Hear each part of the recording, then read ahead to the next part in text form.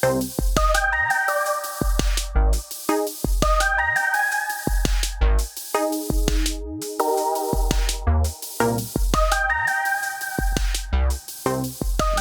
to the SuperFantastic podcast. My name is Stacy Silvers. This is our first episode, and I wanted to take a second to give you an idea of what the show really is. It's about collectors. It's about super fans. It's about people who create things that people collect. Just the whole kind of world of collecting. I've been a collector myself for almost my whole life. And in collecting stuff, I've met a lot of people who had kind of cool stories. And I didn't really see a venue for them to tell those stories. Like, there wasn't a thing like that I had ever found. So I decided about a year ago to just make it happen and make this podcast. So the idea is to have a show every 2 weeks. You know, some weeks we may be talking to someone who, you know, collects comics. Another week it could be someone who collects taxidermy. Another week it could be somebody who makes, you know, a thing that other people collect. But the idea is to get some of the stories that these folks have out there. For the first episode, I chose my friend Rick, who... Rick owns a vintage toy shop in Girard, Ohio called Time Capsule Toys, which you can find on Facebook and Instagram at Time Capsule Toys.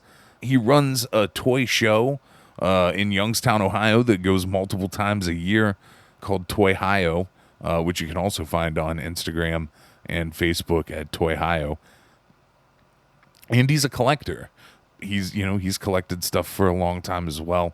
So I thought, what better way to start things off than with a guy who kind of covers multiple parts of collecting. So it was a fun interview with Rick. Rick, I think, is someone who will probably be on more often. He's got a lot of different stuff that he can talk about and a lot of different experiences from doing conventions and toy shows and running his own shop, and just a different outlook on the whole thing there. So I hope you enjoy the first episode. Please check us out on Instagram, SuperFantastic Podcast, on Twitter at SuperFantastic. And here's the first episode. All right. So Media Day. It is Media Day. How was that? It wasn't bad. Just, Gary from the Tribune came and talked to me. Yeah. And talk to a couple customers that always come in. Just ask questions about being a toy collector and stuff like that. Right. Standard paper. Standard paper stuff, because people who read the paper probably don't understand like that people actually collect toys. Right. I kind of noticed that even at the show, like at Toy-Hio, where there's definitely the people who are there that are like collectors. And then there's the parents who brought their kids who... Like, I saw mixed reactions. Like, you see the folks who are like, I thought there was going to be, like, the shit my kid's into. And there's old wrestling figures and, like, old G.I. Joe. But then I saw one dad at the last show who was geeking his fucking ass off because there were toys in boxes. And, he wasn't a guy, I don't think, that's ever around that stuff. And his mind was, like, blown that, like... That's what it looked like when I was a kid. And it's like, yes, that's exactly why we all have this shit in boxes, guy. Yeah, it's funny. Like, to me, I just, like, whenever I go around and look and see the parents or whatever, some of the parents, like, go, like, I don't get this. Why does my kid like this? Then there's the parents who bring their kids because they're just like, this is stuff I had when I was a kid. I want you to like it. Right, and I wonder how often that backfires, where the kid's like, no, I hate this stuff now because dad liked it. It's funny because you see that a lot, but then in other aspects, I have like kids who come here into the shop and their parents tell me they don't understand why their kid likes Masters of the Universe. Like, I have this kid who comes in here, he's probably like 12 or 13. He can tell you anything about Masters of the Universe. And one of my other regulars was like, I just want to ask that kid, like, why are you into this? Like, how do you know what accessories came with King Randor? Whoa, he's that into it. He's really into it. And I have these two brothers.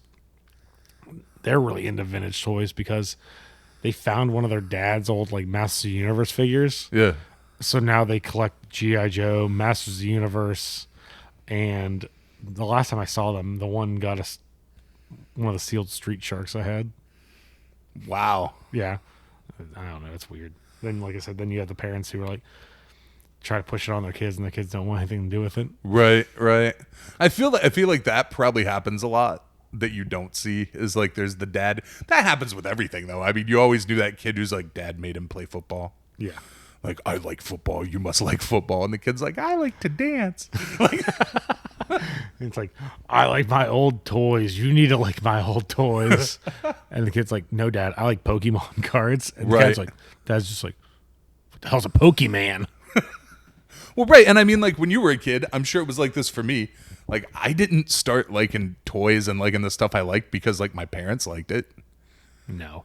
I started liking... the first thing I can remember growing up that I liked was Masters of the Universe. I don't remember actually ever getting Castle Grayskull or Snake Mountain.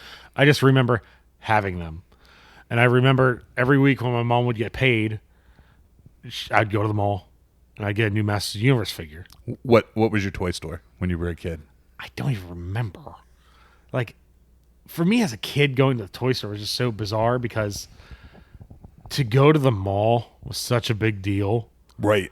And my mom never wanted to bring us to the mall. So it's like, as a kid, it's just, I don't even remember where we'd get our stuff from. I just remember just having it. Right. So more than likely, it probably came from Ames or Woolworth or that was the thing Hills. for me when I was a kid. Like, it was special. My mom never went to the mall. Like, the mall was a place that I would maybe get to go to with like my friends' parents. Yeah. But my mom would take me, and like, it's a thing right now because Toys R Us is closing and everybody has this like moment of like, oh, I'm going to miss Toys R Us. I wasn't a Toys R Us kid. Neither was I. I was a Children's Palace kid. You like that roller skating panda bear? I sure did. I loved that fucking panda bear. And it was cool. It was like here in Boardman, like where that building's been so many things now. It's the building that's like off from Planet Fitness. Yeah. It was Steinmart at one point. Okay. That building used to look like a fucking castle. And I don't know why anybody who decided to use it afterwards would be like, I don't want my business to be in a castle. They probably just moved it down the street and made it that bowling alley. You might be right. I didn't think about that, but you might be right. The other place that you could always find cool shit was like dollar stores. Like, I remember my mom taking me into like I couldn't even tell you what the name of it was. It wasn't like the dollar stores that are here now. But I remember specifically getting my AWA wrestling figures and like the ring from like a dollar store. Like, those were my toy stores, like that, and like Hills and Ames and stuff like that. I mean, Hills and Ames were my main places. But whenever I got my own money, my mom didn't like driving very far. So like, right. I grew up, I was in Southington, then we moved from Southington to Cortland. And in Cortland, we had Hopkins Pharmacy, which is no longer there. It's something else now. But I'd go there because I had my own money. I'd get so excited. I'm like, I gotta buy something. And I'd go Hopkins Pharmacy. Like, they didn't have G.I. Joe. They didn't have Masters of the Universe. They didn't have Teenage Mutant Ninja Turtles. That's where I got my Food Fighters and my Barnyard Commandos. That's awesome, though, that they had that stuff. They had that stuff, but I don't know what it was, but I was like, oh, I gotta have these. So I got like, was it General Short Stack? And then I forget what Barnyard Commando I got. What was the first toy you remember like wanting? Like, you remember seeing it and being like, that is the thing I need. I need to have that thing. The first one I really remember, oh God, I want to say, when I was real little, I had, like I said, I had Masters of the Universe figures, but my thing was, when I had Masters of the Universe figures, it was just, I had to get whatever new one just came out. So it wasn't even about want. It was just going and getting, like, I have to get the next one in the series sort of thing. Right. And then Were you a kid that would look at the card, like the back of the card, and be like, "Oh, look at that figure! I need to get that one." no, I was just walk into a store and go, he looks awesome. I need him. And I'd rip it open and probably lose half the accessories. Mm-hmm. But the one thing I remember, I have the one Christmas I remember more than anything was probably, I tell her, it was the greatest Christmas I ever had. I remember like literally everything I got in detail. I got a yellow beanbag chair. I got a Nintendo. I got Super Mario Bros. 3. I got DuckTales for Nintendo. Wow. I got the Teenage Mutant Ninja Turtles soundtrack on cassette. Go Ninja. And I got a couple of Ninja Turtles. And then my grandma bought me a Magic set, which I returned to go get Teenage Mutant Ninja Turtles 2, the arcade game. Which was the best Teenage Mutant Ninja Turtles game. Yes. The first one's awful. The first one can fuck off and die. I hate it because when it gets too much stuff gets on the screen, it starts getting all glitchy. You can't. That game is terrible. There are very few games that I ever got mad at as a kid. Like that game and Fester's Quest are way Fester's up the Quest list. is so bad. That game's terrible. It's awful. It ate an allowance of mine once. That game lasted for me. I want to say it made it through 2 days, and like I didn't think, I was just so angry at the fucking game that I smashed it. I smashed the game in my fucking bedroom, just like jumped up and down on it. I hate fuck Fester's Quest. That's a pretty impressive Christmas haul that you got. Yeah, I got, like I said, I got a couple of Teenage Mutant Ninja Turtles, and I also remember I really, really wanted Needle Nose from Teenage Mutant Ninja Turtles, and my aunt got me one for my birthday, and it was like, I begged my mom, like the gift was sitting on the dining room table, and I begged her, like, can I please open it before I go to school? And she's like, well, you can open it, but you're not bringing it to school because you'll lose it or someone will steal it or whatever. Right. And I opened it. It was Needle Nose. I was so excited. And then I ended up giving my son a Needle Nose for Christmas this past year with the box and everything. Because my whole goal with him and my other son is I want to get them one toy that I had when I was a kid, or a toy that I really wanted when I was a kid. So like the first year when Killian was born, he got the Hot Wheels City that I played with to death. Dude, I think every kid had that toy too. That toy was And he just the busted one that folded up. Yep, into a suitcase and you'd carry it. Yeah, he actually just busted it out the other day. He was playing with it all over again. And I was like, God, I remember playing the hell out of that thing. That's so rad. And then the Needle Nose, he played with that. He plays with that every now and again, but I took the box away so I can keep it safe because I don't want him destroying that. Right. And my youngest son, Fox, I got him because his middle name's Balor.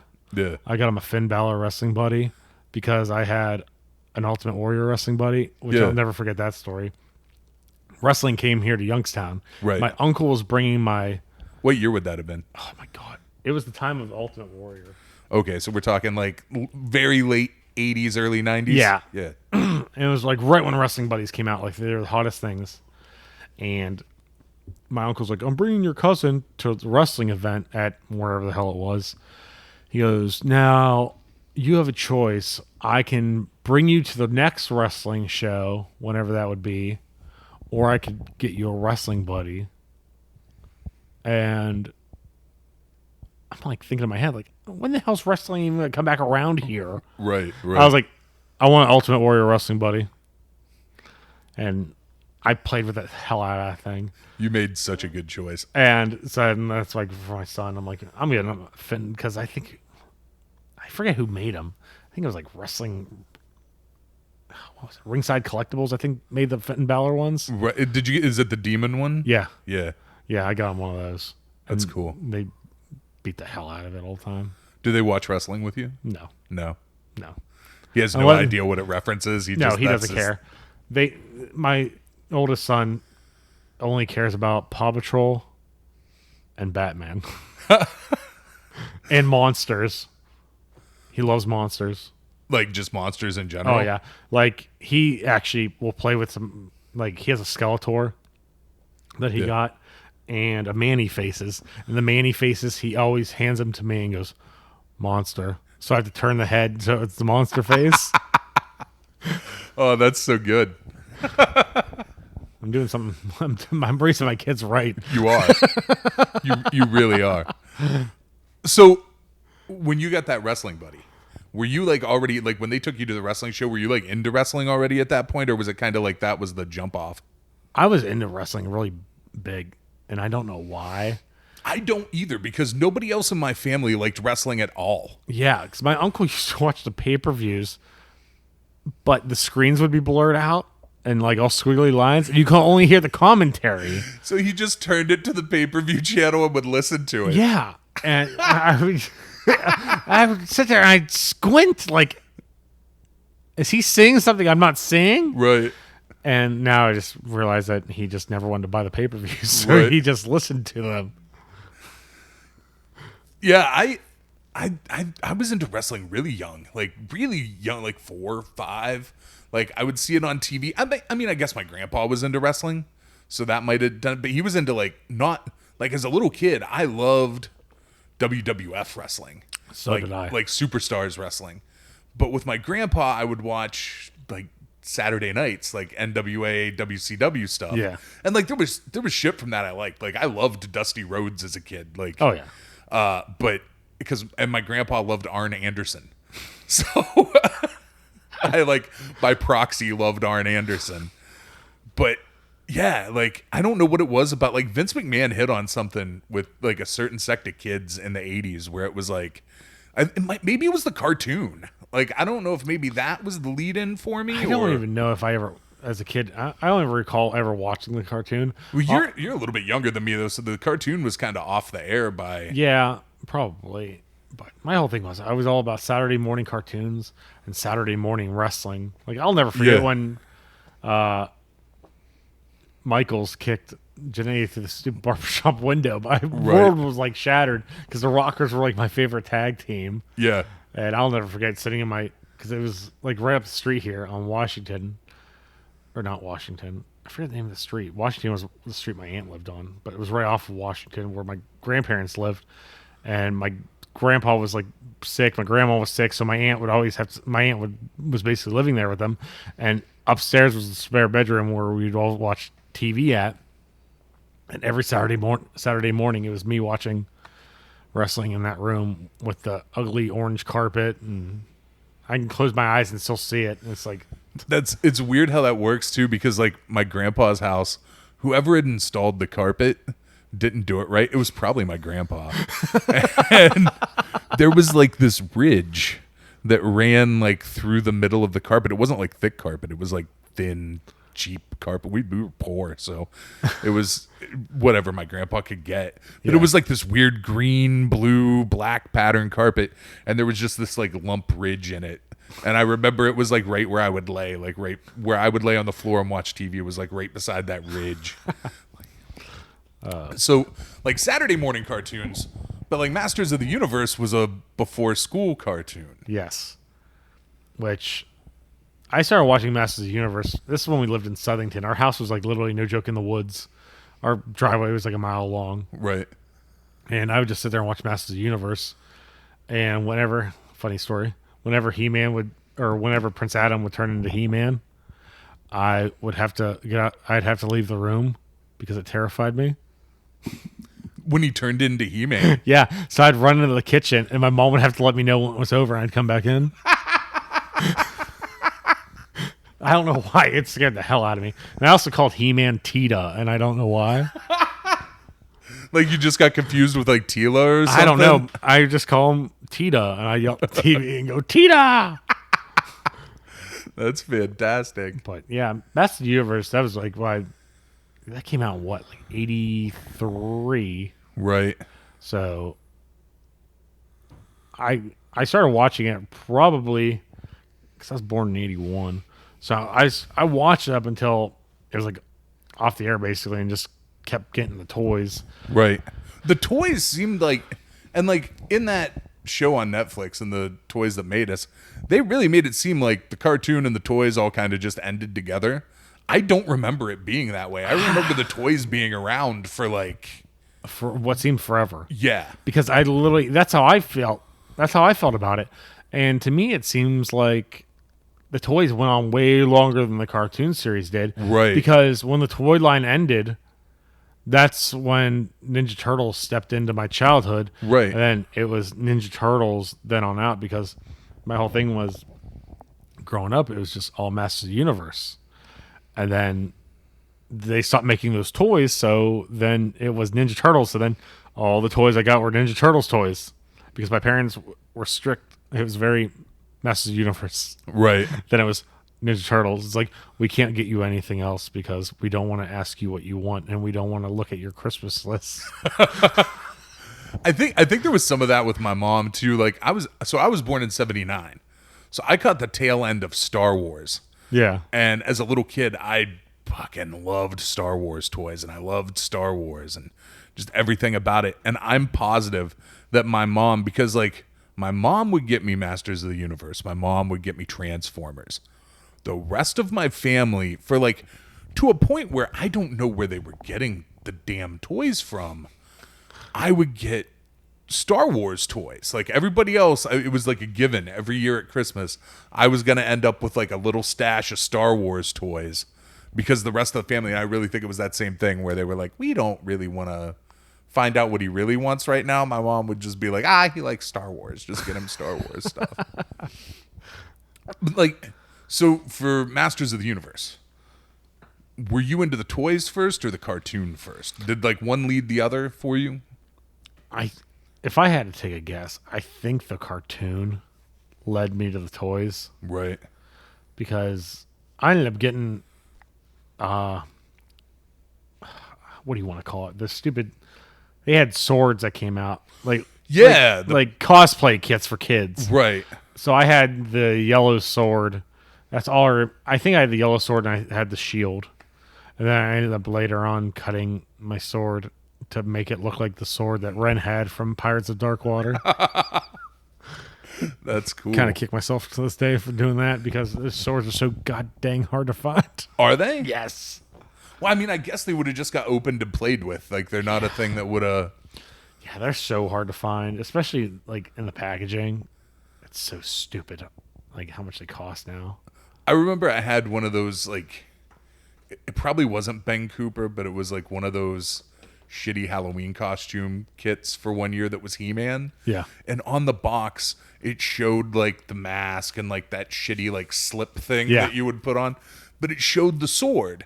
And I remember, like, as a kid being like, the sword's going to be in there. No, they expected you to already have the sword. Yeah. And I remember just being crushed as a kid when I got home, and I was like, where's the sword, Mom? It doesn't have the sword in it. And, like, she read the box, and she was like, it's not supposed to have a sword in it. Here. Like, make one have a stick. Right. Here's some cardboard. Draw one. So, like, He-Man was big when you were younger. What was the next evolution? Like He-Man, Turtles, like, did it stick with you like through teenage years? Like, did you keep collecting stuff, or did you take, like, was there a period where you were like, nah, not this stuff, I'm a teenager? I was a weird teenager. So, my whole thing was, I was just a strange kid. So, I wasn't popular. I got picked on all the time. So, it was just like, it was like any 80s TV show about a dorky kid who had braces and shit like that. Right. So it's like, I still wanted to get toys, but I couldn't get toys because I wanted to try to fit in with people. Right. So it was just like, I was still getting into Turtles, stuff like that. My focus mainly went into then like, just like video games and stuff like that. So I had like a Sega Genesis. What else did I have? I didn't get a Super Nintendo. I had a PlayStation. I didn't get an N64. Really? No. I didn't have I had a Nintendo. My mom made me sell my Nintendo so I can get a Sega Genesis. And we bought it out of the want ads in the paper. And it worked? Yeah, thank God. I got Pit Fighter and Michael Jackson's Moonwalker with Those it. were the and Madden 94. The first two were the reasons to get a Genesis then. Like, yeah. Pit Fighter was great. Pit Fighter was a fun game. Michael Jackson's Moonwalker. I'd always play it. I go, why the hell am I playing this? That game was not really fun. No, all you did was kick out sparkles. and save kids. Right. Well, I mean, that's noble. Oh, man, I never thought about that. Like, the history of Michael Jackson and children, and then the basis of that game is kind Yeah, of and then you had Bubbles would ride on your shoulder. Oh, yeah, he would. It's just such a bizarre game. Such a bizarre dude. Yes. Very much so. So, yeah, I think for a lot of us, it went to video games at some point because it was acceptable. Yes. Like, other kids wouldn't think fucking weird of you. Yeah, so I'd go to school and oh yeah, I got a Sega Genesis now. I got Madden 94. Yeah. Meanwhile, this kid that sat at my lunch table would look at me and go, I have a TurboGrafx 16. I go, what the hell? Like, my parents can't afford a $400 system. I remember going to, like, again, Children's Palace, and, like, seeing the TurboGrafx 16 and seeing, like, Bonk and being like, oh, it looks so cool. I bet that's so cool. I'm never going to own that thing. And then, like, a dude I knew got the TurboGrafx 16, and I went over to his house, and I played it, and I was so I remember to this day how excited I was because I was going to play a TurboGrafx 16. And we started playing it, and I was like, this fucking sucks. This is terrible. I would rather play my Super Nintendo. This is awful. That same kid later got a Neo Geo, and that I was actually really fucking jealous of. I knew a kid who had Neo Geo. This was when I was in high school. He told me, he's like, oh yeah, my parents bought us a Neo Geo for Christmas. And he goes, one of the stipulations. That was like That was like $400 in '90s money. Yeah, and he said one of the stipulations of it were they were only permitted one game a year because the games cost so much money. Yeah, weren't the games like $100 or something? Like yeah, $89? it was like, yeah, it was like stupid. So dumb, and that thing was so big. It looked like a damn record player. Better buy King of Fighters. You're gonna have a long year. Yeah, I don't even remember what games he got. Honestly, I just remember him telling me that. I remember seeing a kid. Do you remember? Did you ever go to arcades? Where like arcades a thing for you? They were, and it was one of those things like it was a special occasion. So I never really got to go whole. Like my big arcade experience was whenever our school would have some roller thing at the roller rink, and everyone else would be roller skating, and I couldn't roller skate, so I would just go play arcades and be by myself. True story. I once went to Geauga Lake with my friend's family and spent the entire time at Geauga Lake in the arcade. That's something I would have done. Yeah. The reason I brought it up is because Neo Geo had that card that you could put in your home Neo Geo and save your shit, and then go to the arcade and put the shit in the arcade machine and play there, and like have your shit and everything that you did there saved to the card, and you could take it home. And I remember thinking how ridiculous that was when I would see that at the arcade, and I never saw anybody use it. And then one day I watched this like little kid, like a kid that was younger than me, and at the time I was probably like 14 or 15. This kid was probably like 11 or 12 years old. Rolls in, plugs his fucking shit into the game, lines up like 15 quarters, and I was like, you little spoiled shit. So yeah, I think for a lot of people our generation, it kind of moved to video games. And then like, so I know for me, and I think it's like this for a lot of people who have like the collecting bug, that it didn't just like, it started with toys. But then there would be like maybe comics, or there was like football cards or baseball cards. There was always something that was like the gateway drug. Yes. But then like as I got older and got into music, like I know just because of where I met you, I would assume this kind of fell in for you with either movies or music, that the collecting bug kind of moved to that. Like, did you collect like CDs or VHS or anything like that? Did it move to that? I collected CDs like crazy. I would literally walk into a Circuit City and just grab anything. Like, I would just walk in and go, oh, what's this? Oh, a band no one ever heard of? All right, I'll take it. And just buy it and start listening to it. Just blind. Like, yeah, you wouldn't. I spent so much money on CDs just going into stuff blind. It wasn't even funny. What's the best thing you ever found doing that? I would say it. Let me think. Oh man, one of the crazy ones was Something Corporate because I saw them at Warped Tour and didn't know what their name was, and then was at Best Buy and the checkout. I turned around and there was this end cap full of music, and I saw their first record sitting there, and I just go, I'm gonna take a gamble on this. And I get it, open it up, put it in the car, and I go, this is a band I saw at Warped Tour. I didn't know who the hell they were. I only knew it because there was piano playing. Right. Another weird one was Bowling for Soup. Before anyone knew who they were. Yeah. It was, what's the name of that stupid album? What was that? Hangover You Don't Deserve. I think that's what it was called. I got that at Circuit City, and I was like, this band's like so bad that I love them. That's true.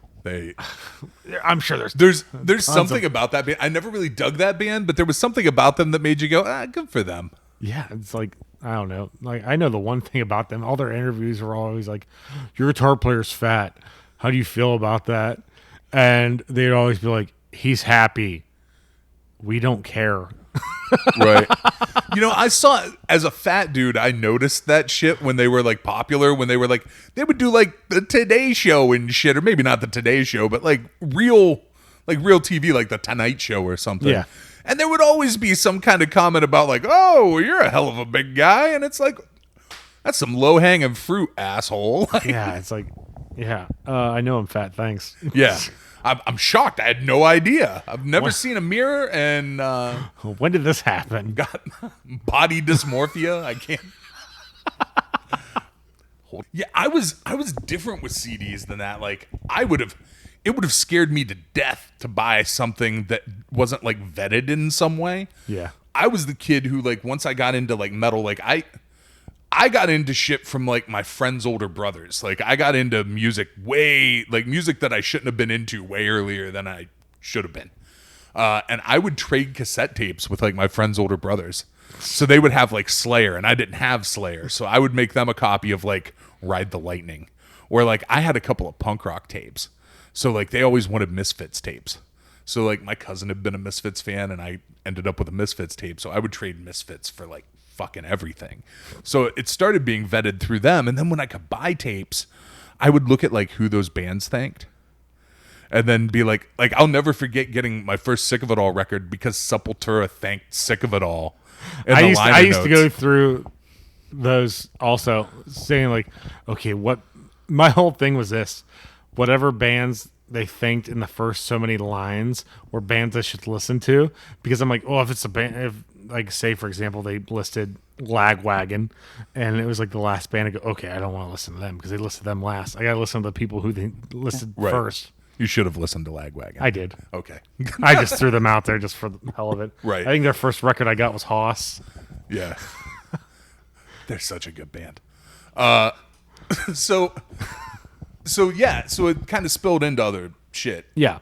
And like, from knowing you, I know it spilled into horror movies. Yes, I went from buying a shit ton of CDs to literally buying any movie I could find.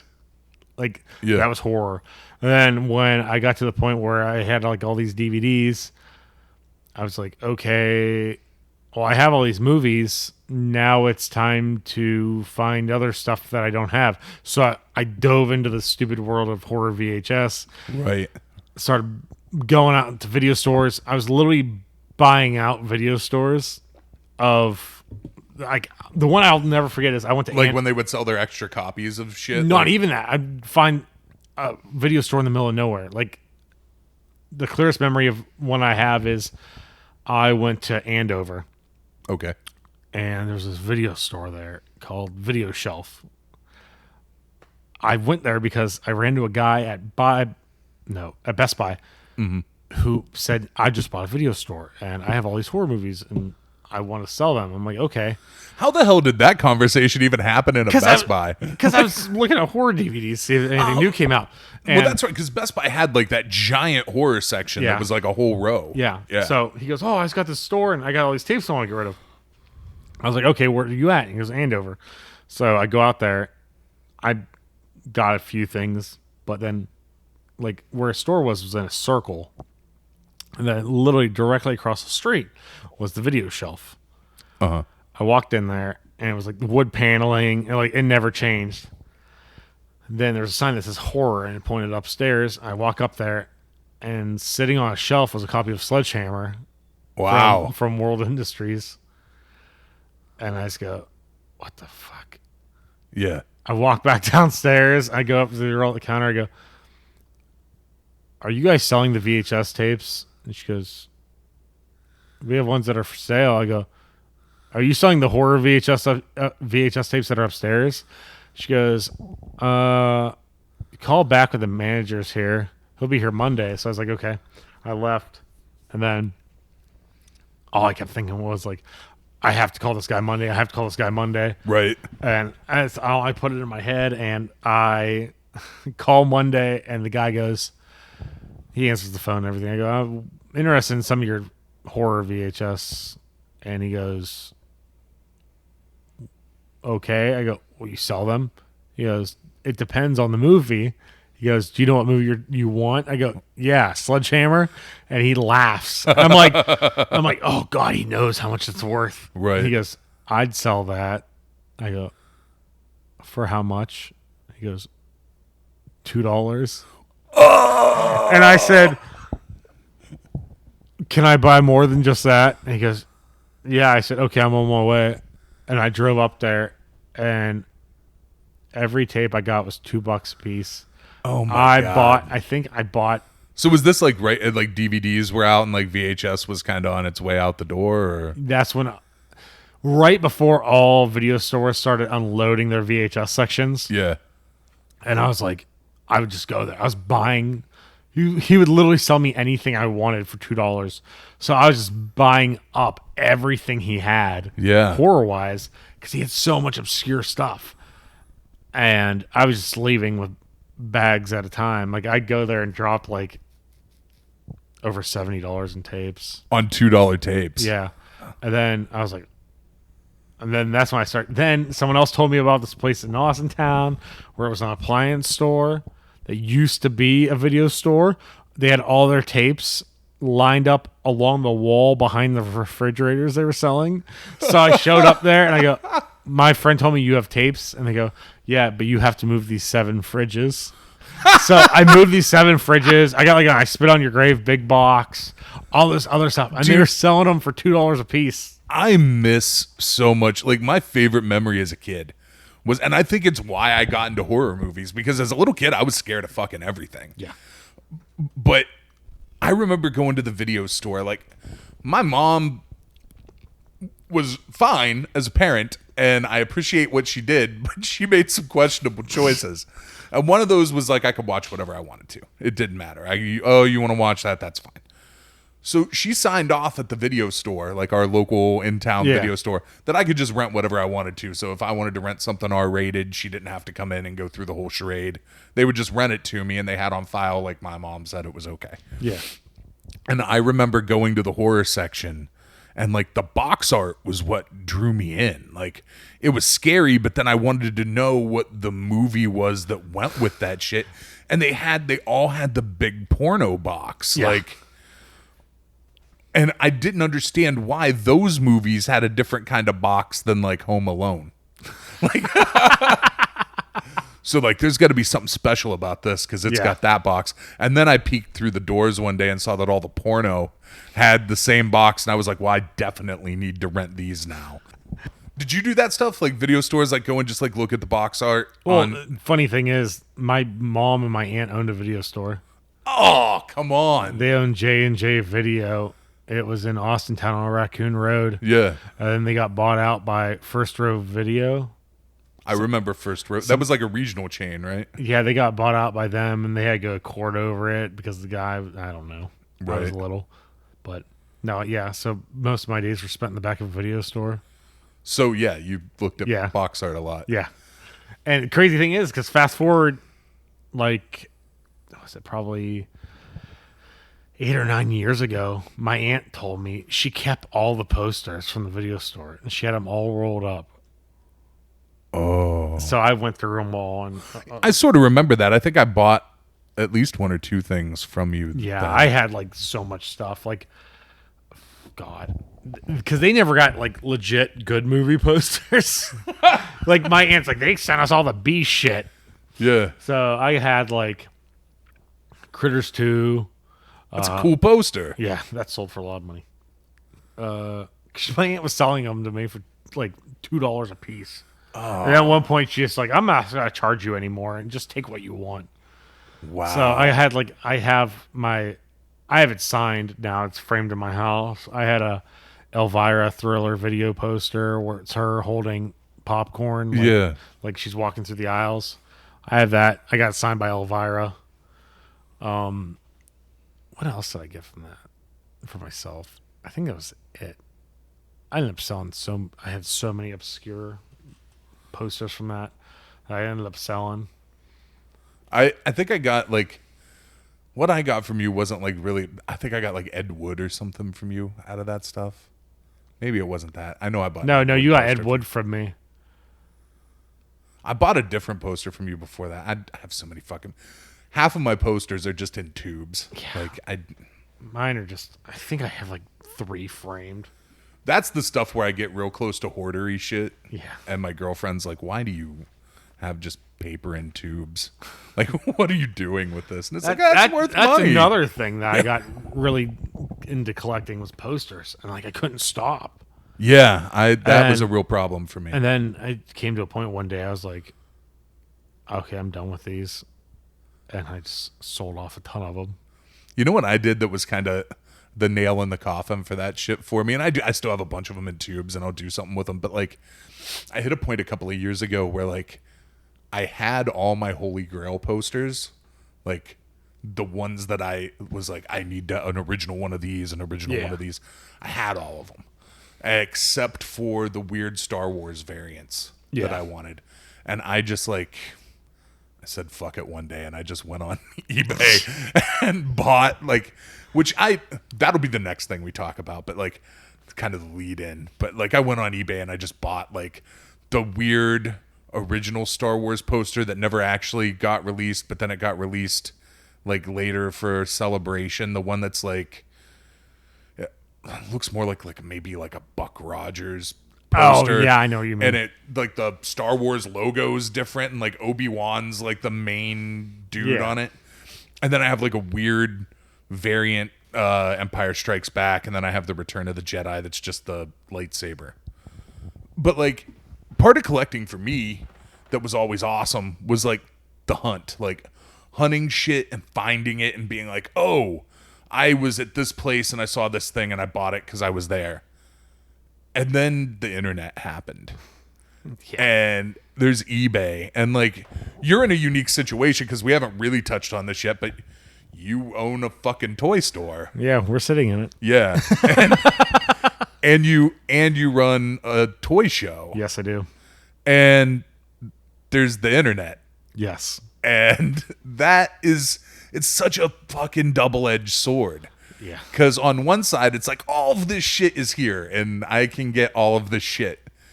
But then on the other side of it, it's like people don't understand what their shit's actually worth. And like there's the discrepancies in quality. There's a million things that you could touch on with that. But like, how do you feel about that stuff? Like, where do you stand with like just buying shit on the internet? For me, buying stuff on the internet is, like you said, it's like kind of like a double-edged sword.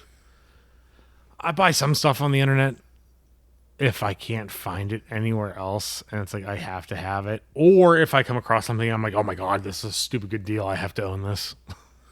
Yeah. But for the most part, like I try not to buy stuff online. Like I sell online. But so see, that's the other side of it too, is like, so you have a business. Yeah.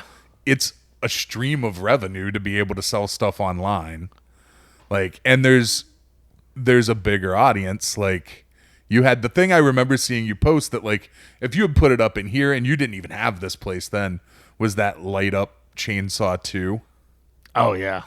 Like it would have taken forever to sell that thing. I had that, and I had a Texas Chainsaw Massacre 2 soundtrack that was signed by 5 people. Some of whom I think were no longer with us. Yes. Correct. Yeah. That's the way my chainsaw poster is. Like, I got that thing signed when Wasteland did like the first chainsaw reunion. Yeah. So it has people who were dead like a month later. Yeah. Because now I don't even know if is anyone even alive from that movie? No? Yeah. At least one of the girls is alive. Because what's her name? Marilyn Burns. Is that who's in it? Yeah. Oh, she dead passed now. away. Yeah. No, they Gunnar's passed away. Ed Neal's still with us. How? I don't know.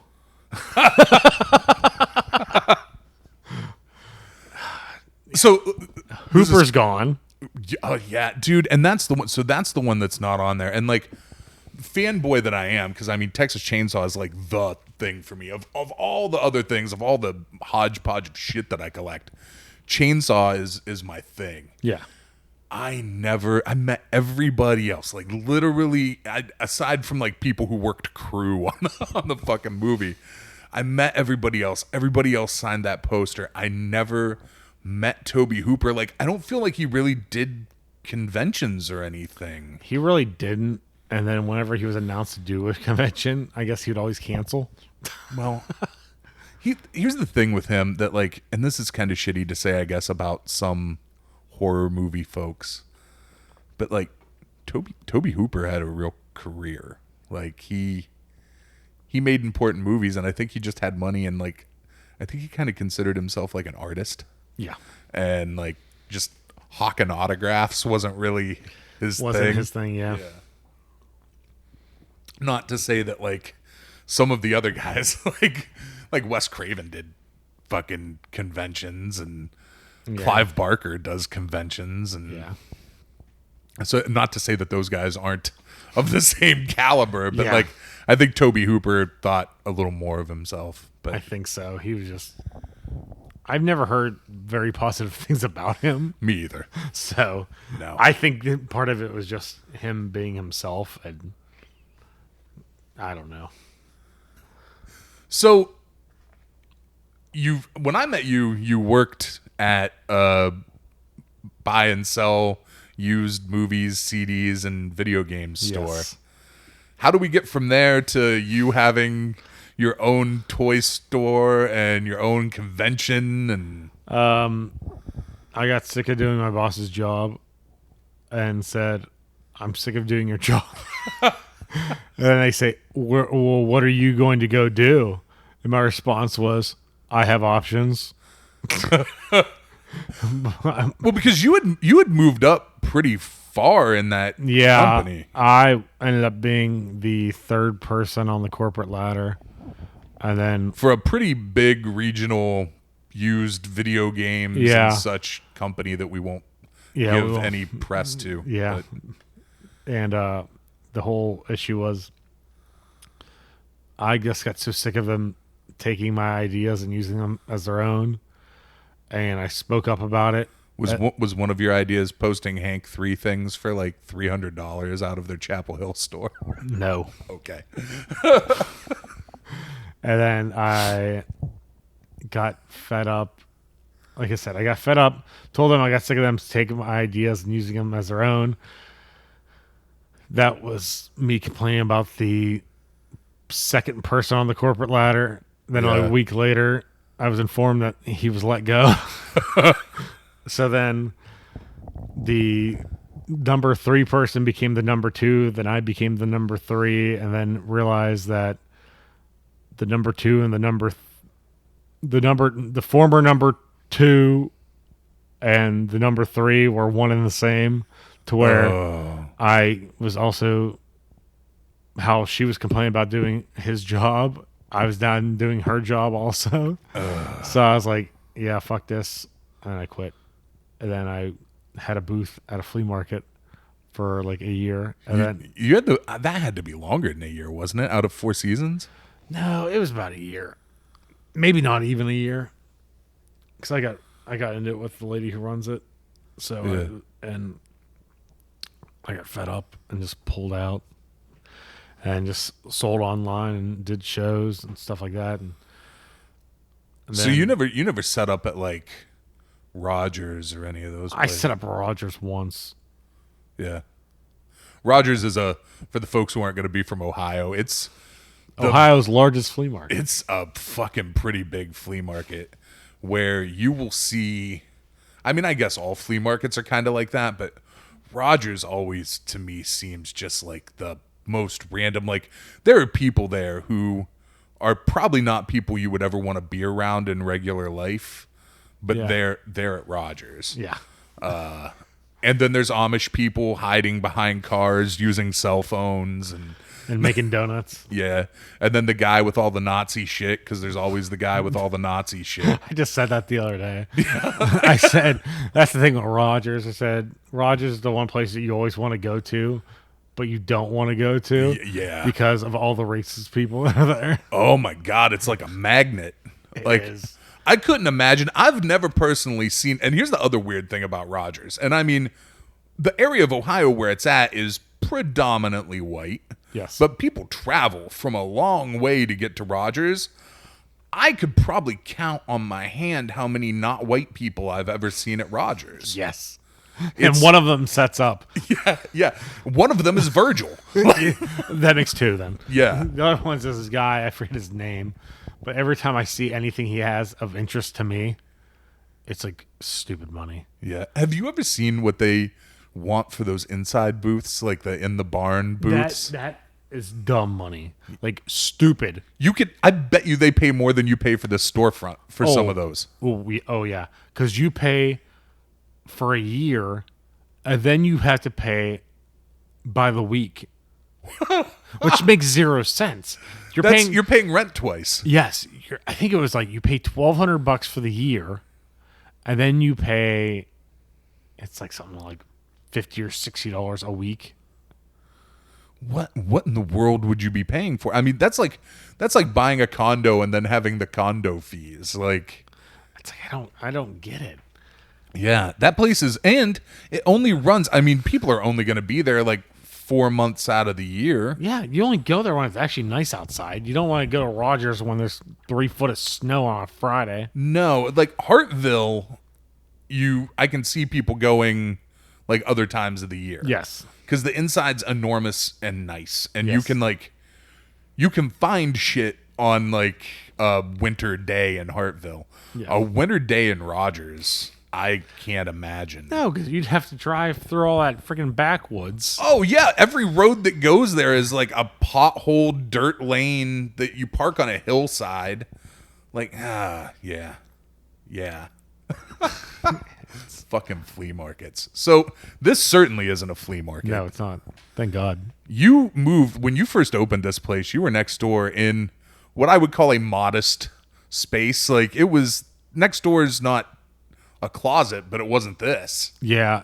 The spot next door, I literally got it because I went to go mail out stuff I sold online.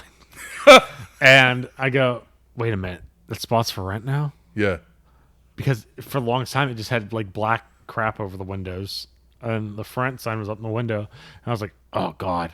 And we went and looked at it that night and we paid the rent and security deposit for it.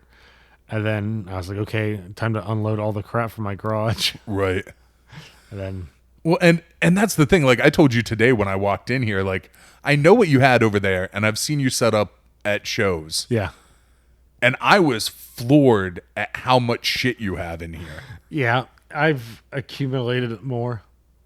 Like when Yeah. I was at the smaller shop, I was running out of space, so I had stuff stacked in front of stuff.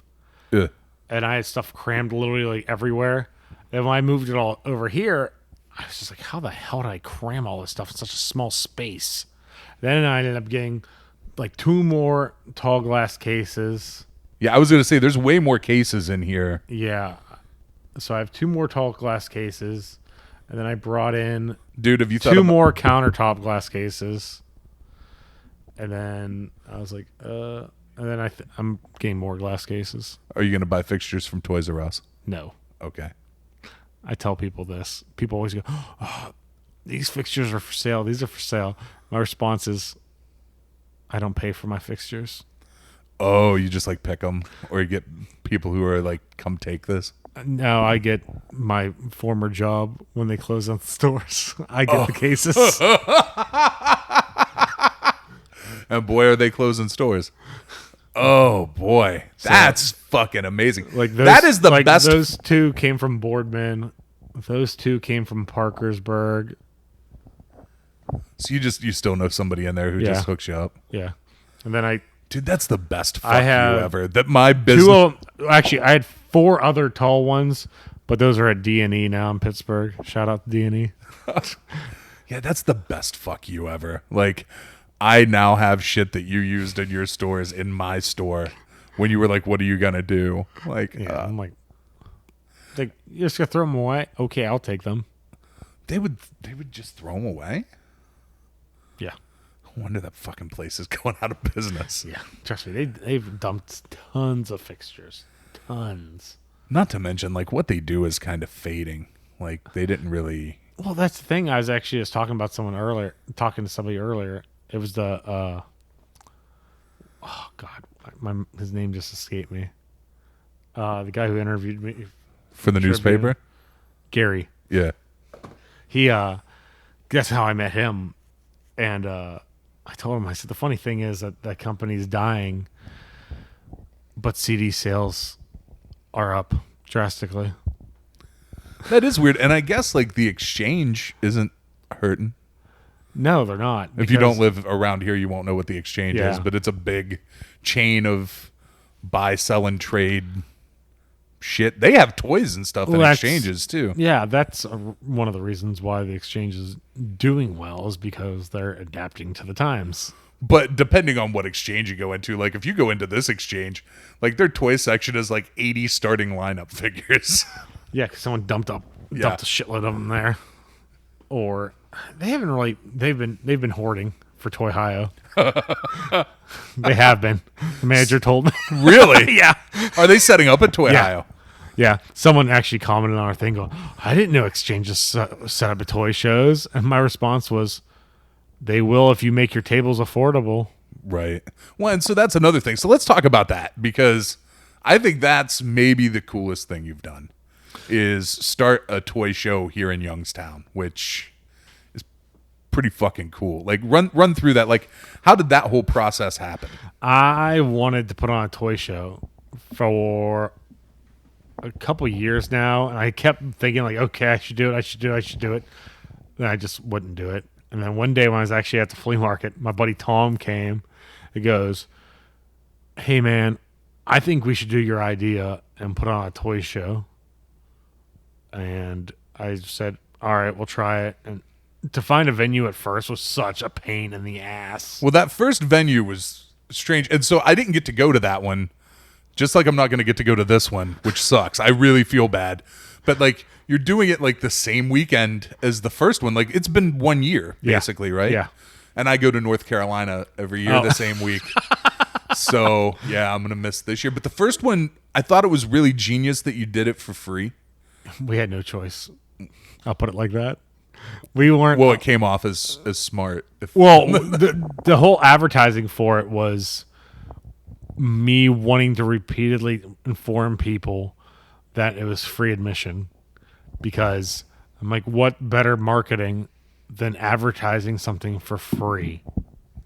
Yeah. And we booked the fire hall. It was only 28 tables. It was a nightmare because they told us how many tables they had. They didn't have 28 tables. Oh. And we sold 28 tables. Oh, fuck. So, like, the day before the show, I was scrambling to try to find a place to rent tables from. Because... Is that a thing? Is that you can rent tables from a place? So I found a place that was not one of the big rental chains that don't charge you an arm and a leg. It's like a local place. I guess if you do, like, weddings and catering and shit, you would...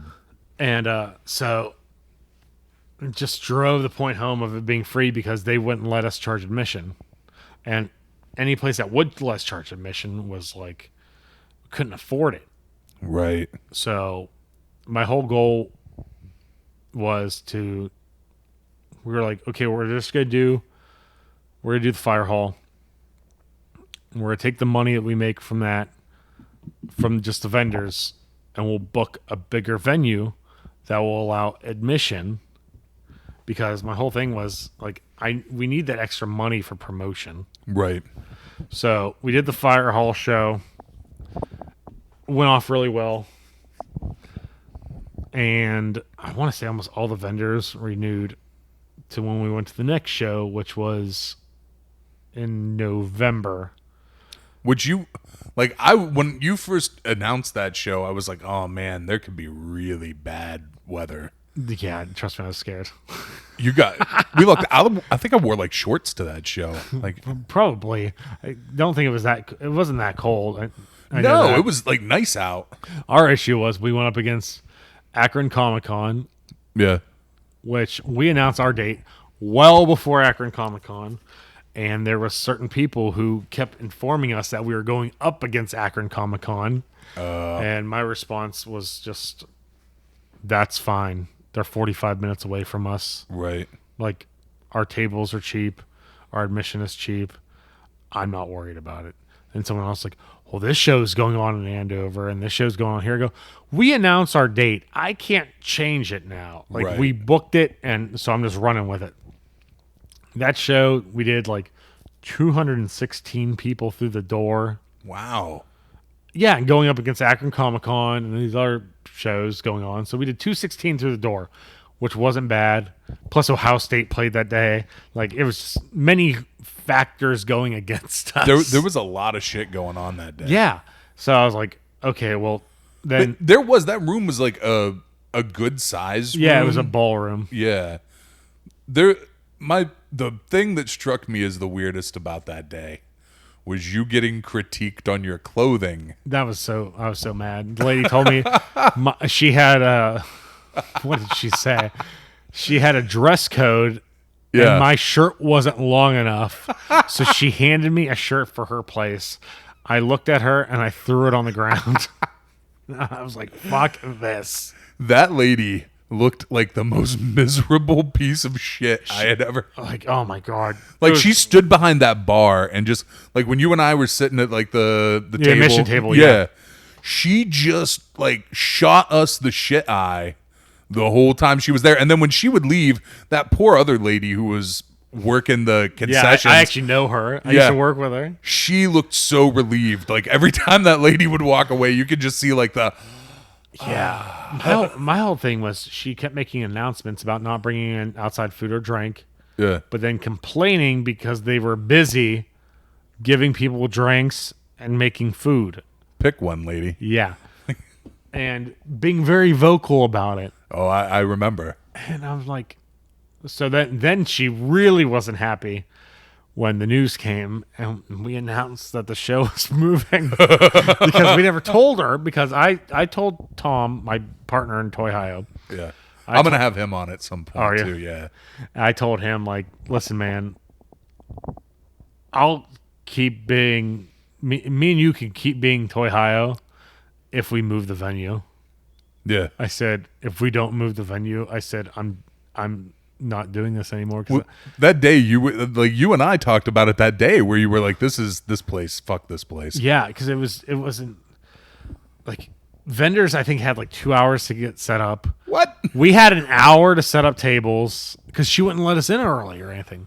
So it was just a disaster. Had she never had anything like that there before? No. And she was shocked that there was a line outside, and it went on. So like when I made the announcement on the news saying like, oh, we're moving to now what I'm calling our new and permanent home, which is the Metroplex. Which is rad. It's like super friggin' nice. So are they going to open, this is completely off topic and I don't know if you know, are they going to actually like run the hotel part of that thing at any point? No, they turned it into storage units. Oh. And another part of it's going to be offices. Okay. So part of it's the Metroplex is the convention center, or expo center, whatever you want to call it. Right. Then there's going to be the storage unit part, and then there's going to be the offices. And there's like three, like you guys, this last show, you just ran like the one side room. Yes. Did you expand this time? Is it a bigger spot, or did you stay in the one room? No, well, first off, we really didn't expect the show to take off. After Right. the second show, I was like so burned out. Me and Tom talked about it, and it almost didn't happen again. Oh, Because I just, after dealing with the second place, yeah. it just left such a bad taste in my mouth, and nothing went right with that, and it was just a disaster. And people kept asking about the next show before the second show happened. Right. And because of the amount of money we made and stuff like that, we were able to go to the Metroplex, because the Metroplex was a lot more than... Tom and I talked about how much it is because I've got a thing I'm working on. Yeah. So it was a lot more than the second place, but we got it with the admission and the vendors that renewed at the second show. We're like, okay, you know what? We're just booking the Metroplex and that's it. Right. Like we'll run with it. And so we did that. It's a really cool spot. Like it really, like there's plenty of parking. It's right off the freeway. Yes. It's a big room. It's nice. The building's really, like, I was in there once when I was a kid for something. I couldn't tell you what it was, but there was some kind of, I don't know if it was a circus maybe or something. Probably something like that. They always did circuses. They did card shows. Yeah, it might have been something like that, Yeah. like a sports card show. Yeah, they always did stuff like that. But they like gutted the entire thing and Yeah. redid it all. But It looks way nicer than it should for the part of Youngstown that it's near. yes. Not that it's a bad area, because I don't want people to think that, like, I can't go to this thing because it's... No, it's like, actually... there are parts of Youngstown that are shitty. If you come to Youngstown for something, 99% chance you're not going near the shitty parts of Youngstown. Like, Yes, exactly. Because the good stuff doesn't happen near the shitty parts. no, not even a little. Not even a fucking little. But no, the place is really cool. And, like, the last show there, I was really... Like, having been to the fucking Nightmare Lady's place, I was really... And that place would really serve a good purpose if she wasn't a horrible human. Yeah. But the new place, like, it's really nice. Like, I've gone to a lot of conventions, horror conventions and toy shows, and, like, that is a fucking nice room. Yeah. I mean, it's carpeted.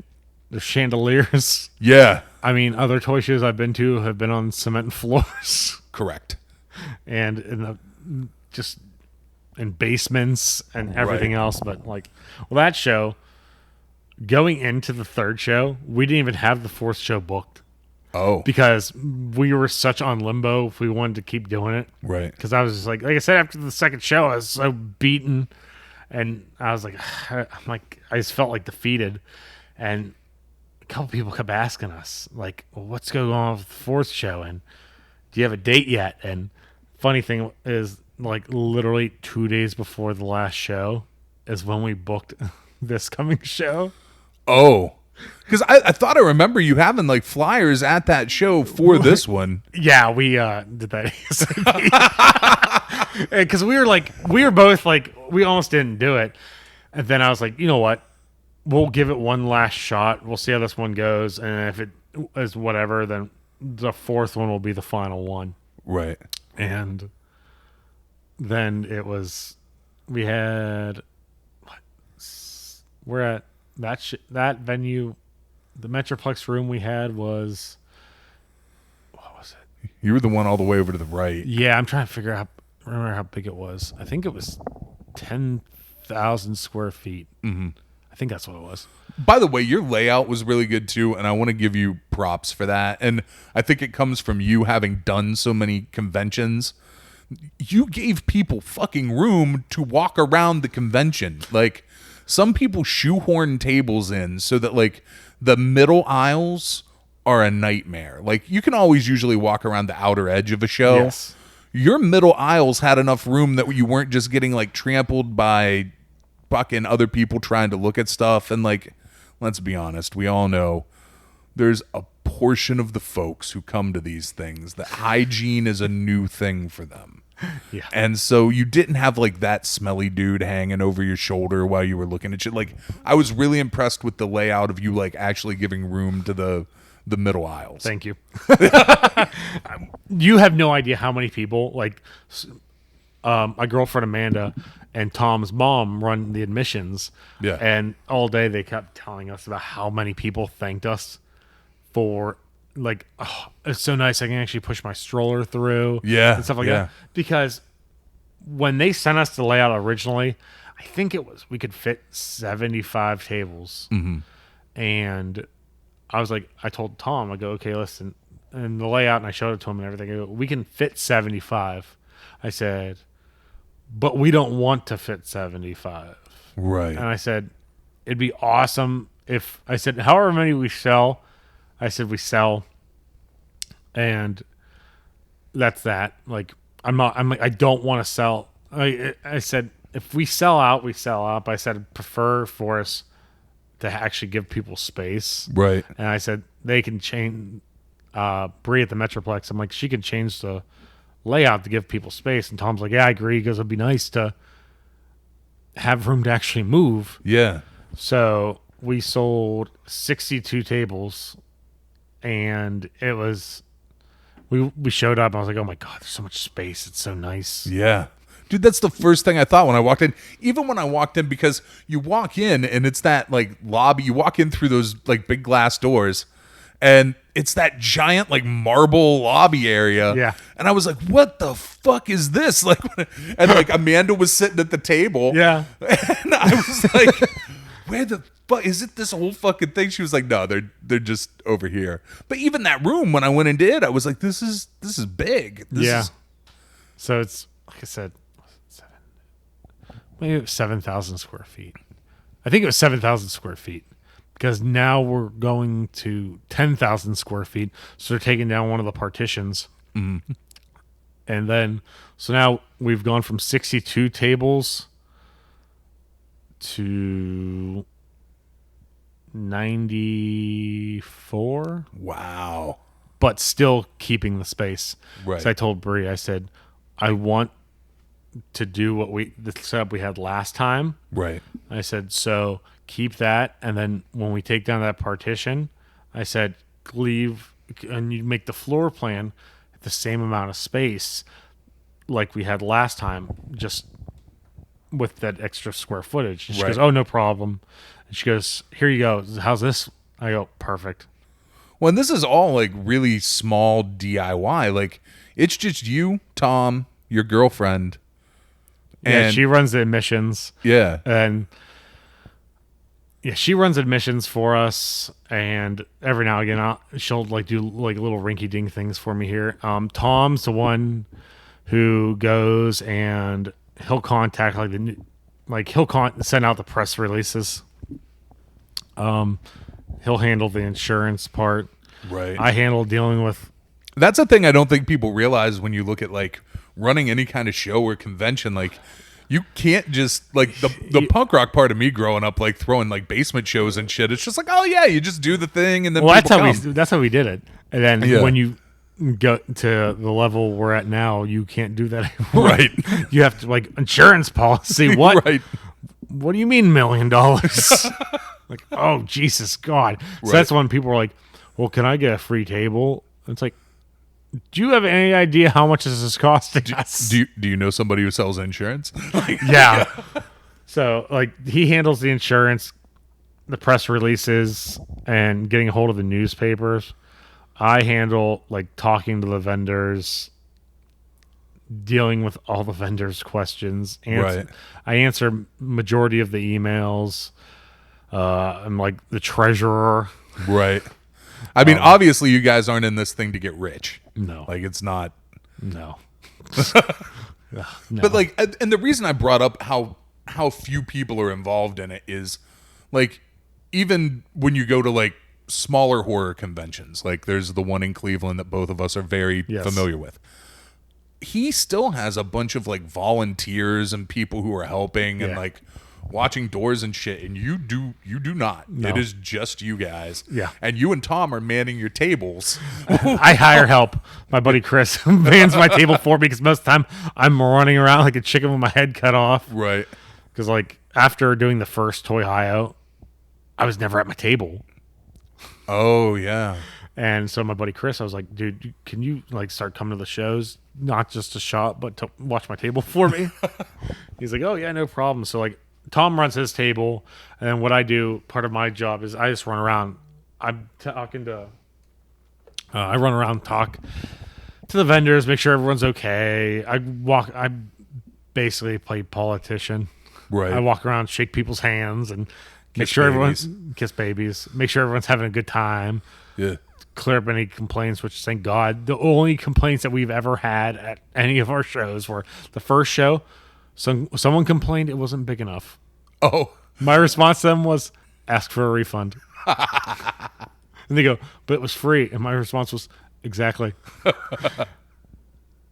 Put a trash can near the exit. Oh.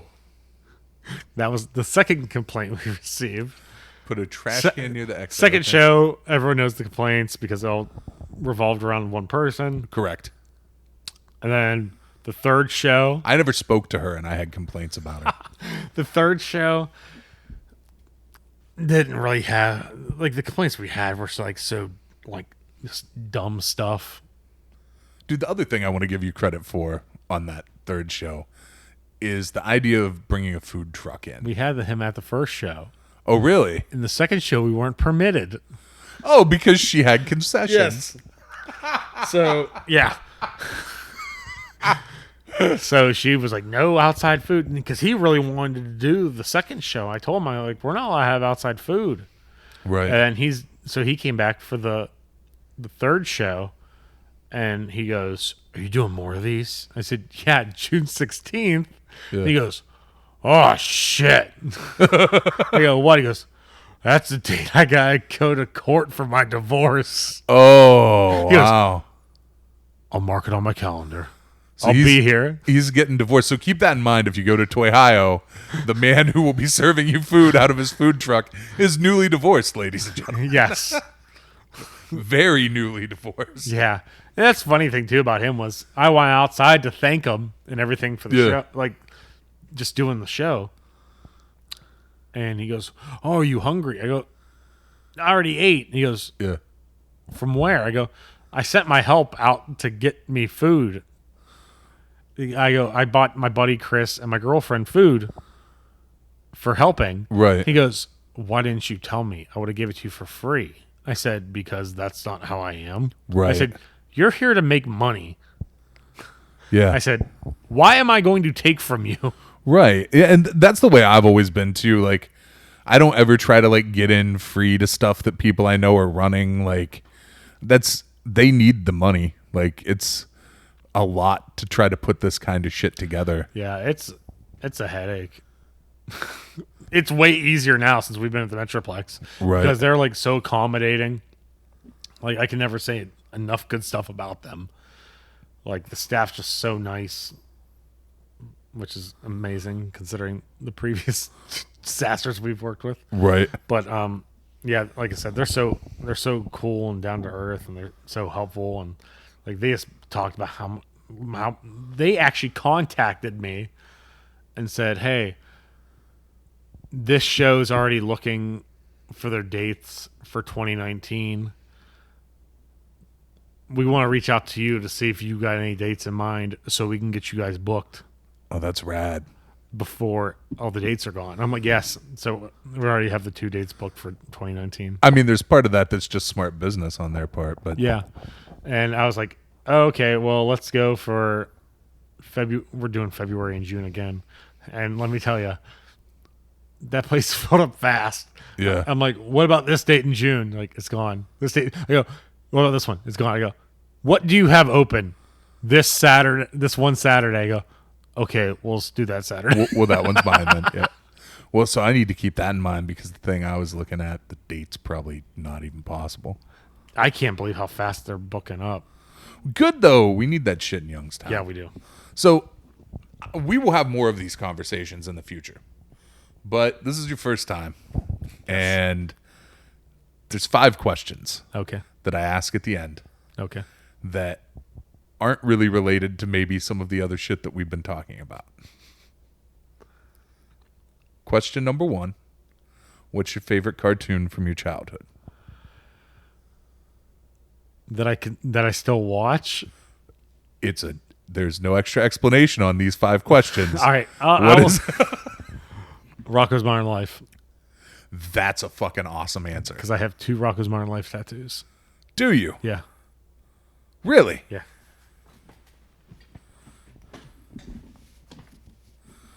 Wow. That's the one. The one's Turdy from the episode where Heifer sits on Yeah. Gilbert's bird and kills him. It's Turdy wearing sunglasses and swimming trunks. Yeah. And the other one is, where the hell's it at? Oh, there it is. As I fall. Oh. Who did that? Katie Spangler she's from Michigan. You got a tattoo from somebody that I want a tattoo from really bad. Alex Strangler? Yeah. She did my Turdy. Yeah. But yeah, my other Rock's Modern Life tattoo is Crappy Jack. Dude, that's a free plug for someone that I've never met ever. But if you want a cartoon, like any kind of animation tattoo, she is who you go to. She's awesome. She's on Instagram too. Yeah. Her name is Alex Strangler. I don't even remember what her Instagram name is. You know what? Let me look it up real quick, because if I'm not even sure if she's still on Instagram, honestly. I think she is. But Katie Spangler's Instagram name is Katie Hydrated. Alex Strangler's Instagram is Alex Strangler. There you go. So if you just go look at her Instagram, it's just all fucking amazing tattoos. So Rocco's Modern Life is an awesome answer to that question. And another great cartoon that I'm obsessed with is King of the Hill. Oh, God. Which I also have 2 King of the Hill tattoos.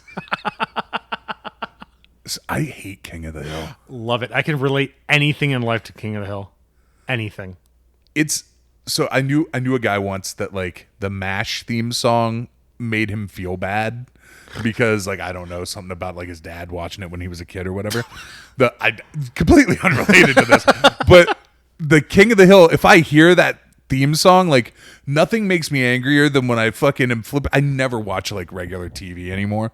But if I'm flipping through and like I get to Adult Swim and it's Adult Swim and then it's fucking King of the Hill, I'm like, God damn it, that's not why I turned this channel on. Love it. It's so good. And I like Mike Judge. Like I like everything else that dude did except for King of the Hill. I think part of it for me is that Hank Hill is the same fucking animation as the dude that Beavis and Butthead jerked off in his tool shed and Anderson. And it's like, King of the Hill, really. I love it. Good for you. I love it. Blaze a trail. Boom Hour, huh? You're into that? I love Dale Gribble. So obviously the kid's not Hank's, it's his buddy's kid, right? Oh, you mean Dale's son Joseph is his real father's John Redcorn. No, what I mean is that Hank Hill's kid is obviously his buddy's kid. Oh, Bill. Yeah. Yeah. Oh, good old Bill. Look at that animation and tell me that's not what's written in there. Oh, yeah. Yeah. And I think there was an episode, I don't know how I know this much about King of the fucking Hill, but I think there was an episode where like Hank shoots blanks. Yeah. Yeah. So his buddy fucking... Because of his narrow urethra. Yeah. Yeah. King of the Hill. Magicians. What about him? How you feel about magicians? I don't trust him. I agree with you. Like, has that ever been a thing? Like, did you ever go through a phase where, because I know your aunt bought you a magic kit. My grandma bought me that magic kit, and I hate fucking magic. I looked at it, I go, what the fuck? I don't want this. Yeah. I literally hate magic.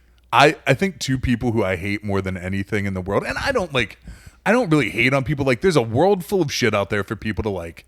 Everybody likes something that somebody else doesn't like. I can't stand David Blaine. Oh, God, I hate him. And Chris Angel. I hate them both. Like, so much. if it's like Penn and Teller, at least there's like jokes and shit that goes with their stuff. Like, both of those guys are entertaining. If I have to watch Magicians, I'll watch Penn and Teller.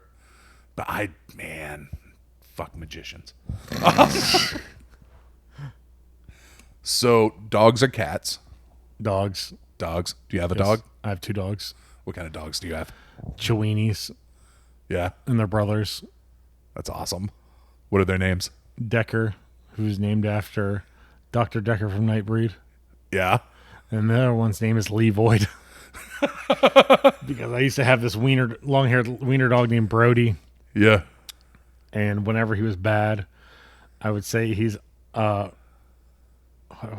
would be unleashing his what did I say? His alter ego, Lee Void. So when Brody died, I got Decker and Lee Void. And on the ride home, Lee Void was a fucking terror. Yeah. It was such a nightmare bringing him home. So I was like, oh my God, he's like my old dog when he would do bad shit. Yeah. So I'm like, I'm just calling him Lee Void to carry on Brody's honor. That's awesome. I love dogs. My Dogs are so good. My dogs are such jerks. Favorite documentary or documentary style series? Oh my God. This list could go on forever. Yeah, it's hard to pick one. That's why I made it one of the 5 questions. Oh God. Oh man.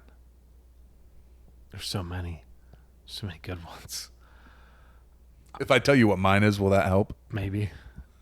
My favorite standalone documentary of all time is King of Kong. I watched that one so much. Best villain ever on film. Yeah. Now he got all of his shit taken away. So good. I was so happy. Like, both of their records don't mean fuck anymore. Like, so many people have beat them. Yeah. But just that Steve Wiebe gets that final, like, fuck you. Yeah. Fuck you and your barbecue sauce, asshole. I hate Billy Mitchell. But hot sauce or whatever the fuck Billy Mitchell is. What he has. Your fucking tie. A USA tie. Yeah. America. He has that whole crew of just fucking lackeys. He's like a I hate him. fucking nerd cult leader jerk. I'm trying to think. My favorite documentary would have to be, like I said, there's so freaking many. I think I watch more documentaries now than anything. Yeah. Oh God. Off the top of my head, I can't even. Documentaries are my reality TV. Like, I know documentary series. I just finished watching It Was Him. The murders of Ed. What the hell's his last name? Ed Edwards. Mm. That was on TV. I just finished watching that. Season finale was just last night. But obviously that's not like your favorite. No, that's it was interesting. Yeah. Because this guy finds out that his grandfather was Ed Edwards. Yeah. So he teams up with this ex detective to go over all these murders that this ex detective thinks that Ed Edwards committed. Like, so is it like the H.H. Holmes thing where they were trying to prove if he was Jack the Ripper? Like, they were trying to prove if he's behind Black Dahlia, Zodiac. Zodiac's Ted Cruz's dad or whatever. Oh God! The documentary from about the guy or the chick from what's it called? Making a Murderer. Yeah, yeah. Because there's like footage of this guy right behind Stephen Avery that looks like Ed Edwards. Oh. And he also tries to pin Ed Edwards for killing Jean Bonnet and for killing that starts Peterson. This starts to feel like he's just throwing shit at the wall to see what sticks. That's what he was trying to do, and it's actually interesting. But and another great documentary series I just watched, which was the one about the pizza bank robber. I haven't started that yet. Like, I have it in my queue. I just watched the one about what the hell's it called? God dang it, I can't remember. Evil Genius.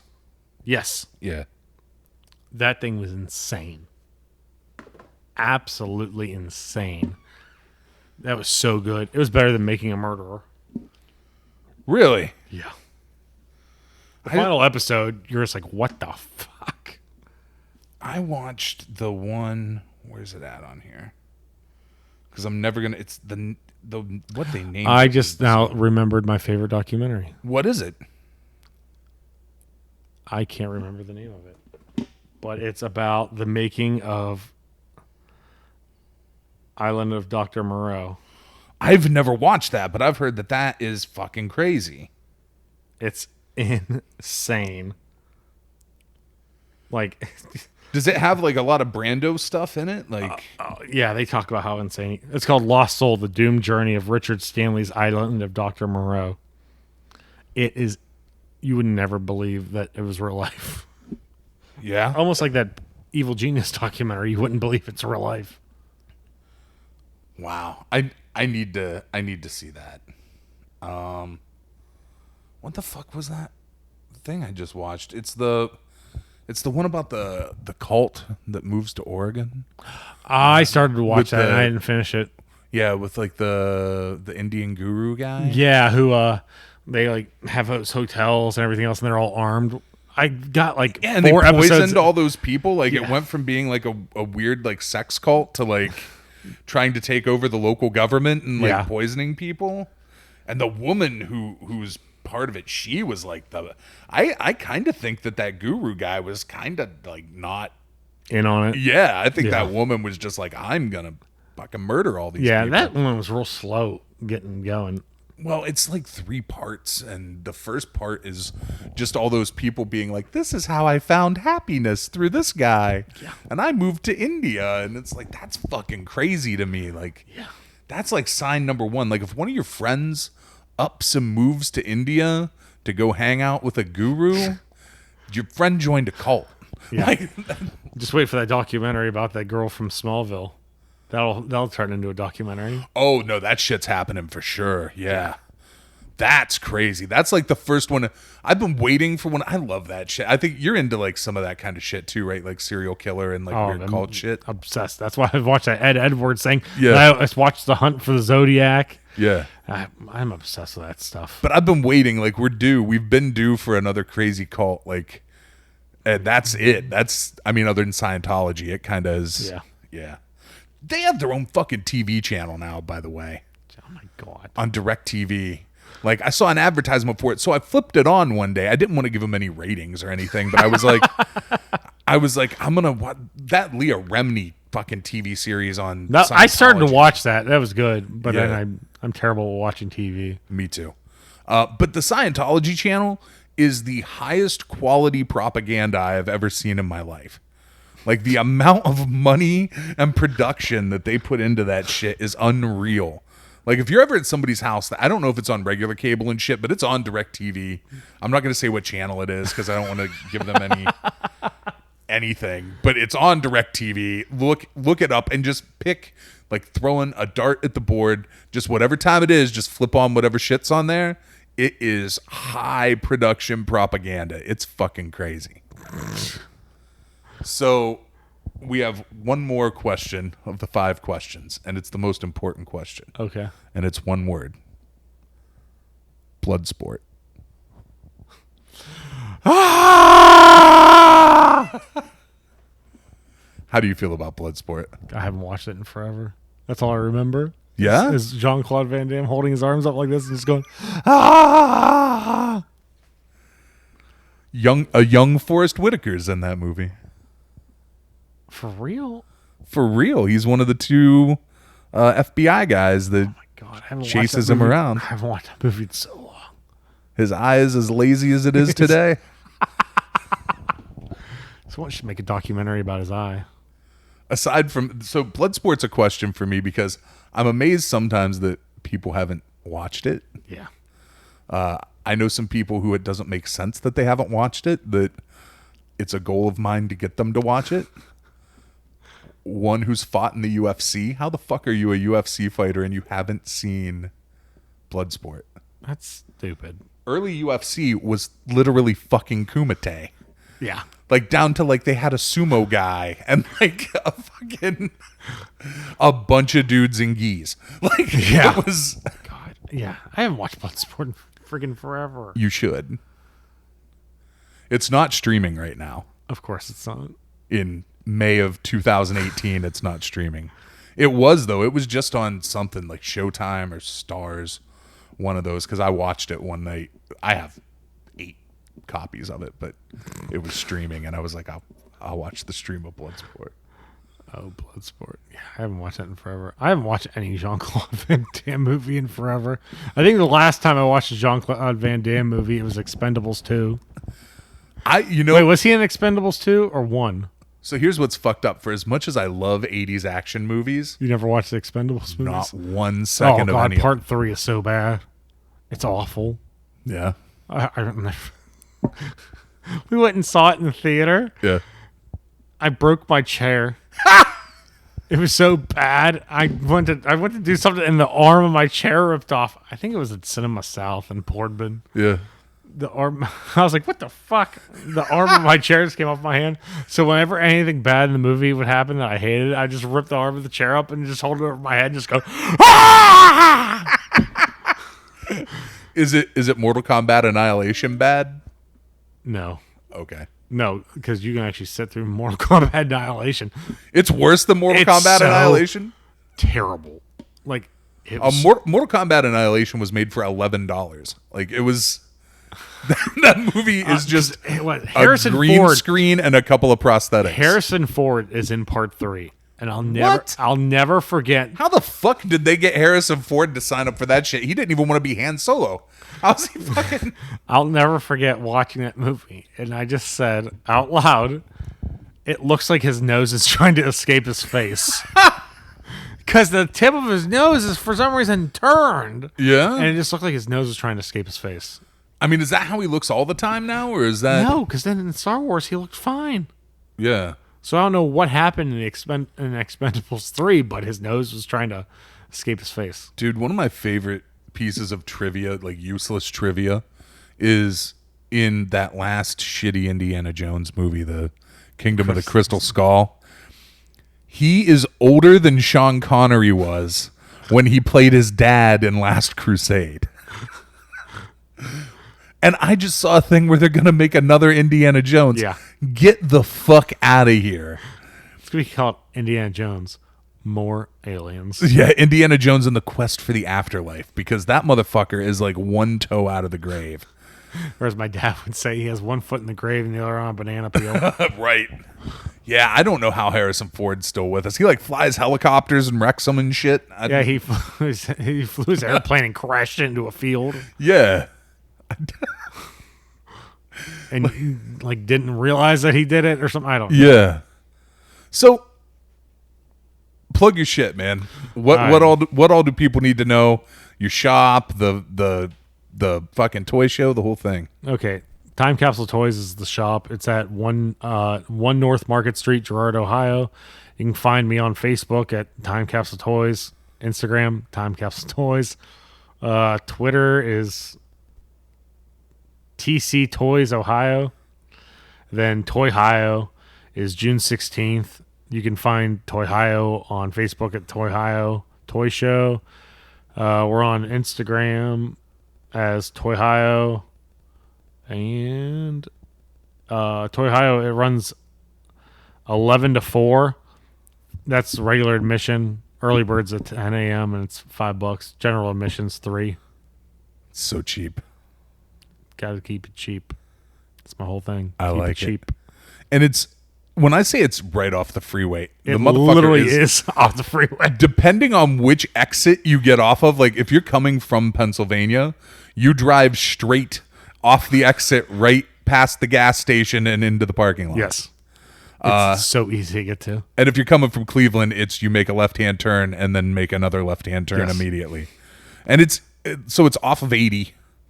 Like the major, like you can come from New York City and basically drive on one road to Toy-Hio. Yes. So I suggest people come to the show because it's awesome. If you collect toys, any kind of toys, there are going to be vendors there that have the shit you're looking for. Yeah, we're at vintage toys, modern toys, Funko Pops, comics. Yeah, there was a lady at the last show. I think it was the person working the booth was a lady that just had like a mountain of Funko Pops, and they were all like sectioned where it was like more than one for a price. Like, yes, like 3 for 20. I think that was maybe that was the collector's cave. She was like kind of diagonal from the fudge lady. Yes, it was Collector's Cave. There's also a booth. Is that lady coming back? Is the lady with all the fudge coming back? Oh, the fudge guy? Yeah. Yeah. That was the thing that surprised me the most. And he was getting business. Like, Yeah, well, he sets up across from me at Steel City. And that's why he's at our show. oh wow, that guy figured shit out. He like fatties like fudge and toys. Well, people complain about having the fudge guy there. I go, he's making a ton of money. Right. Do you not see these people walking around with blocks of fudge? yes. It's like someone told me, you shouldn't have comics there. Why? The comic guy made a killing. Yeah, you know why he made a killing? The same reason the toy guy makes a killing at the fucking comic show. Yes. Because he's the guy there with comics. Yes. Yeah. Yeah. I see that shit bothers me. And that's a question that I'll save for another day, but I just want to touch on it real quick. Okay. There are things I hate about the collecting community and across the board, like nerd stuff across the board. And one of the things is like the weird elitist hate that can happen for no reason. Like, look, I get that people who were like the cool kids shit on you at some point in your life, and now you have this thing and it's your thing. But come the fuck on. Like, there's no reason to be mad because there's comic books at your toy show. Not your, you know what I mean? no, Or I like, know what you mean. Yeah, or like that there's a fudge guy, or that like, oh, they have anime shit here, and this isn't about, so fucking what? Like, Yeah, my whole thing is this.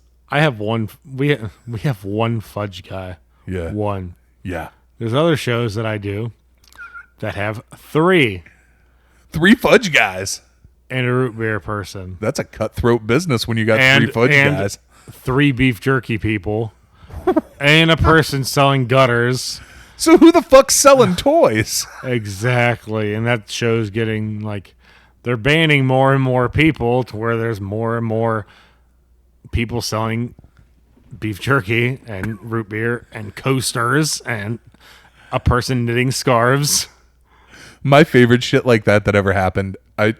When we made, and this is something that you and I could touch on later as well, but we've both made horror movies in our lives. Yes. And we've both done a lot of horror movie conventions. Yes. And I did what may have been the worst one of all time. I don't know about that. Oh, I will put the Pepsi challenge up for this motherfucker any day. It was Dark Christmas, the very first Dark Christmas. The snowstorm. Yeah, if you ran Dark That's my- Christmas, my- I don't mean to shit on you. Whoever you were that ran that show, I'm not shitting on you, but your show sucked, and we were snowed in, and the only things that stand out about that weekend of being good to me were that I got a really sweet Leatherface print from Stanley Houston, if you ever hear this, I don't know what the fuck happened to you, but He sets up at Steel City. Does he? Yeah. So he's back doing shit again? No, he's just selling toys. He did. He's not doing art anymore? Not that I know of. Stanley Houston designed the cover for Holy Shit Zombies. Really? Yeah. Dude, he did a Leatherface. So I have 2 things that he did. I have like a Leatherface that he did that Gunnar Hansen and him both signed that was like a limited run. Yeah. That I got from him at that awful show. And then he did at Wasteland one year, he did this fucking giant Leatherface painting of the French movie poster where I know what you're talking about. yeah, it's like 3 foot by 5 foot, like Yeah. an actual painting. I won that motherfucker. I have that thing. That I love that dude's art, and then he just like disappeared one Yeah, day. his site went down and everything else, and He was doing like comic covers, like he was doing shit for DC and all kinds of stuff. yeah, I mean, I see him at Steel City Con. I don't ever say anything to him because I don't think he recognizes me, and I'm not gonna make it awkward. He did commission fucking art for you. Yeah, Well, yeah. So the other thing about that show that I remember is while we were playing cards, because there were no guests. I mean, or there were no patrons. No one came to the show. It was just us. But we were like sitting, like we were with the Tempe and like J.R. Bookwalter's booth and our stuff because he put our stuff out. There was a lady across from us that had no bullshit at least 4 tables that were Star Trek collectible plates. That's all she was fucking selling. She had doubled down. She bought 4 tables and she had More collectible plates than I have ever seen in my life. God, that's awesome. Yeah. No, the worst show I ever did was ran by the same guy who ran Dark Christmas. It was some, I don't even know what it was. It was some indie show in some dumpy hotel. It was so bad. Yeah. Then the next worst show I ever done was a Dark Christmas where he wanted to charge people to see our movie. What? And we said, fuck off. And we pulled all of our stuff and we left and never came back the next day. Hold on. Like, he was going to screen your movie and charge people to see it? Yeah, because they didn't have enough people come through the door. That's fucked. Like, Yeah. look, the movies that Rick and I made, while we put a lot of passion into them, were We not, did not put a lot of money into them. we sure didn't. Nobody should have paid to see a screening of them, unless it was like the premiere. Like, we would do premieres and like our friends would come and like our families and like a smattering of fucking people who dug our shit. Yeah. But like, that was like a one, like, that was the thing, like, and it was like $3 to get in and see it. I don't know. The whole movie thing is just crazy because we did one of our Holy Shit Zombies played at what the theater was that? Pittsburgh. I want to say it was the Oaks Theater, maybe. I can't remember. It played there. It was part of the first night they ever did this thing called the Indie Grindhouse. Yeah. And ours was the second movie that played. It was just so bizarre because this guy came up to me and thanked me for making the movie because him and his daughter loved it. They watched it together at a convention and he came to get a copy of it and I only had 5 copies. So I'm like, oh, here you go. And then fast forward years later, this girl's talking to this guy I know named Tim, and Tim's talking to this girl about this movie. And she goes, oh yeah, I went to film school because me and my dad were obsessed with this indie horror film. And because of that indie horror film, I went to film school. It was Holy Shit Zombies. Oh. And I go, and Tim goes, you gotta come here, Rick, come here. And he's like, tell him the story. And she's like, tell me the story. And she's like, yeah, me and my dad were obsessed with it. We loved it. And it was the reason why I went to film school. I go, my shitty movie is the reason why you decided to go to film school? That's fucking crazy. I'm like, I didn't even go to film school. I just bought a camera from Circuit City and said to my friends, hey, we should make movies. Right. And yeah, so she went to film school. She showed it to her class because you got to pick like one low budget movie or something like that. Yeah. Show the class. She showed the class that. And it's, to me, it's like stupid. That's crazy. We had a guy come up to us at Wasteland once, and he was like, he's a guy who I always fuck it up because there's 2 guys named John, and one of them I'm really good friends with now. The other guy I haven't seen forever, but they were both from Kentucky, and one of them told me the story about there was a teacher from Kentucky who had showed one of our movies to his class, and he lost his fucking job over it, and rightfully so. If you showed our fucking movie to your class, you probably shouldn't be teaching kids. But so then, like, I remember like an hour later, like me and one of the other guys were sitting at the booth, and the guy came over and he was like, see that guy over there? And we were like, yeah. And he was like, that's the fucking teacher who lost his job. So that dude was at the horror convention too, the guy who lost his job. That's funny. And then there was a dude who taught cult films at Kent State who showed our movie as part of cult films once. I don't know which one it was. The other guys would know better than I do, but Was he really old? yeah. He used to buy our movies. Yeah, he was in Red Skulls. Yeah. He was at the He's like- beginning of it. Yeah, he's like super old. He made a movie way back in the day. Like, I think it was on either 16 or Super 8. Yeah, he came and bought. I'll never forget because he bought movies from us at that really bad show that we did. Yeah. Because I was like, "You're buying these?" He goes, "Oh, I show them to my class," and then I go, "These are really bad." Yeah. Just so you know, I'm like, "Yeah, we're selling them for like $5." He knew. He was a rad dude. Yeah, he was nice. Yeah.